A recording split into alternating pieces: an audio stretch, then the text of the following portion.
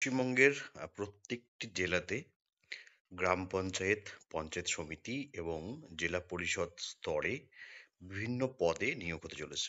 সহায়ক, secretary, clerk, clerk cum typist, lower division assistant, stenographer, group D peon, এছাড়াও আরো অন্যান্য অনেকগুলো পোস্ট রয়েছে। যার জন্য কিছু গুরুত্বপূর্ণ প্রশ্ন এই মুহূর্তে তোমাদের সঙ্গে ভিডিওতে শেয়ার করছি। আশা করি এই প্রশ্ন উত্তরগুলো তোমাদের কাজে লাগবে। একবার দেখে নাও, প্রথম প্রশ্নটি হলো 1984 সালে ভারতের গ্যাস দুর্ঘটনা ঘটেছিল। তো এটা হয়েছিল ভোপালে। 1984 সালে যে গ্যাস দুর্ঘটনা ঘটেছিল সেটা হয়েছিল ভোপালে। সালটিও খুব ইম্পর্টেন্ট, যে ভোপাল গ্যাস দুর্ঘটনা কত সালে হয়েছিল, সেটা 1984। অনুমান করা হয় পৃথিবীতে জীবনের উৎপত্তি হয়েছিল আনুমানিক 350 কোটি বছর পূর্বে। খ নম্বর প্রশ্নের অপশনটি। পোলিও মাইলেটিস রোগের কারণ হলো ফাঙ্গাস। পোলিও মাইলেটিস রোগের কারণ হলো অপশন সি বা গ, ফাঙ্গাস। বায়োলজিক্যাল অক্সিজেন ডিমান্ড, যেটাকে বিওডি বলা হয়, দ্বারা পরীক্ষা করা হয় জলকে। বায়োলজিক্যাল অক্সিজেন ডিমান্ড, বিওডি, দ্বারা পরীক্ষা করা হয় জলকে। 18 নম্বর কোশ্চেন, অনেকবার বিভিন্ন পরীক্ষাতে এসেছে। চিপকো, চিপকো আন্দোলনের উদ্ভব কোথায় হয়? তো অপশন সি বা গ হলো সঠিক উত্তর। সেটা হয়েছিল উত্তরপ্রদেশে। সাংস্কৃতিক নৃবিজ্ঞানকে কয় ভাগে ভাগ করা যায়? তো সঠিক উত্তর হলো 3 ভাগে ভাগ করা যায়। সাংস্কৃতিক নৃবিজ্ঞানকে 3 ভাগে ভাগ করা যায়। পৃথিবীর এই শ্রেষ্ঠ জীবের আবির্ভাবের সূচনা হোমেনীয় প্রাণীর মাধ্যমে। অপশন খ যেটা, সেটা সঠিক উত্তর। নয়নতারা গাছ থেকে ক্যান্সারের দুটি ওষুধ, ভিনক্রিসাটন এবং ভিনভাস্ট্রিন, তৈরি হয়, যা থেকে ওষুধ প্রস্তুতকারী কোম্পানির বাৎসরিক আয় $10 কোটি। নয়নতারা গাছ, এটা আমরা বাড়ির আশেপাশে খুব সহজেই দেখতে পাই এবং সেখান থেকেই ক্যান্সারের ওষুধ তৈরি হয়। ভিনক্রিসাটন এবং ভিনব্রাস্টিন ভিনব্রাস্টিন তো এই দুটো থেকে যারা ওষুধ তৈরি করছে বা করতে চলেছে, তাদের যে বাৎসরিক আয় সেটা আনুমানিক $10 কোটি। তো এখান থেকে আমরা আরো একটা উত্তর যেমন খুব সহজে পেয়ে যাচ্ছি, যে ভিনক্রিসাটন এবং ভিনব্রাস্টিন, এই দুটো যে ক্যান্সারের যে মহামারী ক্যান্সারের ওষুধ, সেটা নয়নতারা গাছ থেকে তৈরি হচ্ছে। নতুন শতাব্দীতে পৃথিবীতে যে সমস্যা এক ভয়াবহ আকার ধারণ করবে তা হলো জনসংখ্যা বিস্ফোরণ, যা ইতিমধ্যেই আমরা খুব সহজে উপলব্ধি করতে পারছি। দেখো, প্রশ্নটা হলো নতুন শতাব্দীতে পৃথিবীতে যে সমস্যা এক ভয়াবহ আকার ধারণ করবে তা হলো জনবিস্ফোরণ। বাড়ি জীবমণ্ডল গঠিত হয় জলে অবস্থিত জীবদের নিয়ে। বাড়ি শব্দের অর্থই জল, বাড়ি জীবমণ্ডল গঠিত হয় জলে অবস্থিত জীবদের নিয়ে। আচ্ছা, এরপরে আমরা 24 নম্বর কোশ্চেনটা দেখবো। আহ, স্বাভাবিকের তুলনায় 50% কম বৃষ্টিপাত হলে তাকে বলা হয় প্রকট খরা। স্বাভাবিকের তুলনায় যদি 50% কম বৃষ্টিপাত হয় তাকে বলা হয় প্রকট খরা। বৈজ্ঞানিকদের মত অনুযায়ী মৃত্তিকার স্তরগুলিকে ভাগ করা হয় পাঁচটি হরাইজনে ভাগ করা হয়। ভারতবর্ষে জনপ্রতি অরণ্যের পরিমাণ 0.1 হেক্টর। 0.1 হেক্টর। এই প্রশ্নটি ভীষণ ইম্পর্টেন্ট। জলাভূমির ওপর একটি আন্তর্জাতিক সম্মেলন অনুষ্ঠিত হয় 1971 সালে ইরানে। তো এছাড়াও আরো অন্যান্য অনেকগুলো আন্তর্জাতিক সম্মেলন হয়েছিল।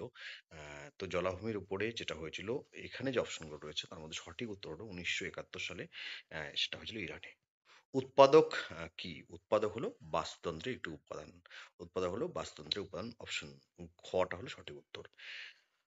তাপমাত্রার পরিবর্তনের লেখচিত্রের উপর নির্ভর করে বায়ুমণ্ডলকে ভাগ করা হয়েছে 4টি স্তরে। তাপমাত্রার পরিবর্তনের লেখচিত্রের উপর নির্ভর করে বায়ুমণ্ডলকে ভাগ করা হয় 4টি স্তরে। তুন্দ্রা বায়োম হলো একটি স্থানীয় বায়োম।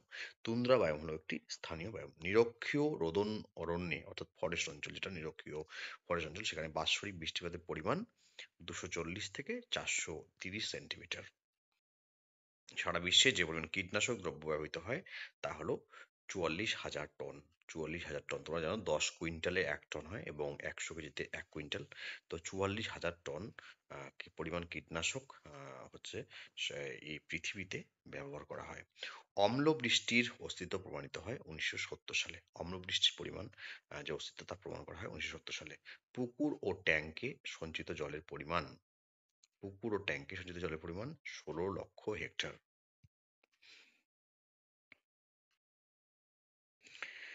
নিচের কোনটি স্যান্ড ফ্লাই দ্বারা সৃষ্ট হয়? তো কালাজ্বর হচ্ছে স্যান্ড ফ্লাই দ্বারা সৃষ্ট হয়। কোন কম্পাঙ্ক বিশিষ্ট শব্দাঙ্ককে আমরা শুনতে পাই? 20 থেকে 20,000 হার্টজ।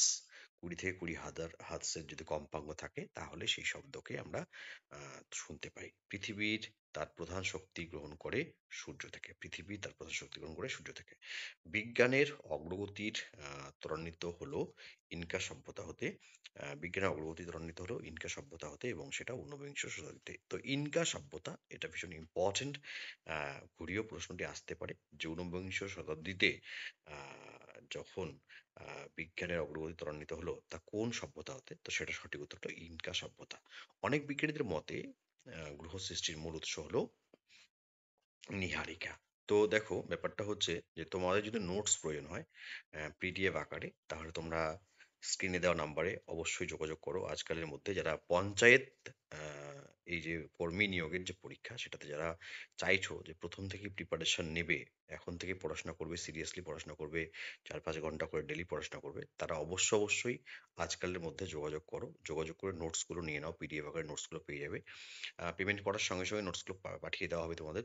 এবং পরীক্ষা না হওয়া পর্যন্ত, যতক্ষণ না পর্যন্ত পরীক্ষা হচ্ছে, তোমার টাইম টু টাইম আমি আপডেট দেবো এবং নোটস তোমরা পাবে।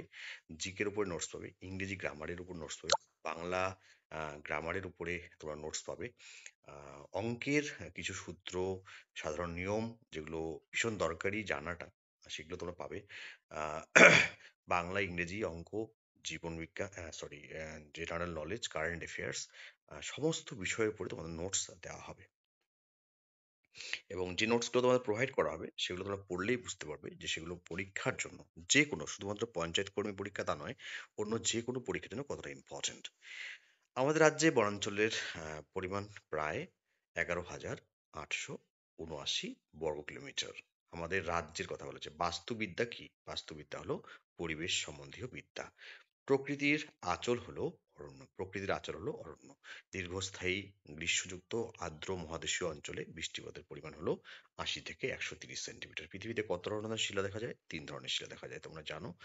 সেটা নিয়ে পরবর্তীতে অন্য ভিডিওতে আরো আলোচনা করা হবে। প্রকৃতিতে সমস্ত জীবগোষ্ঠী, জড় উপাদান নিয়ে প্রকৃতির নিজস্ব উপায়ে সৃষ্ট পরিবেশকে বলা হয় প্রাকৃতিক পরিবেশ। পৃথিবীতে প্রাণের সূত্রপাত হয়েছিল 250 কোটি বছর আগে। তো এই হলো কয়েকটি গুরুত্বপূর্ণ প্রশ্ন তোমাদের সঙ্গে শেয়ার করা হলো। এভাবেই আমি তোমাদের সঙ্গে আরো অন্যান্য গুরুত্বপূর্ণ প্রশ্নগুলো টাইম টু টাইম শেয়ার করবো। আর যদি নোটসের প্রয়োজন হয় তাহলে অবশ্যই তোমরা স্ক্রিনে দেওয়া নাম্বারে আমার সঙ্গে যোগাযোগ করো। ধন্যবাদ।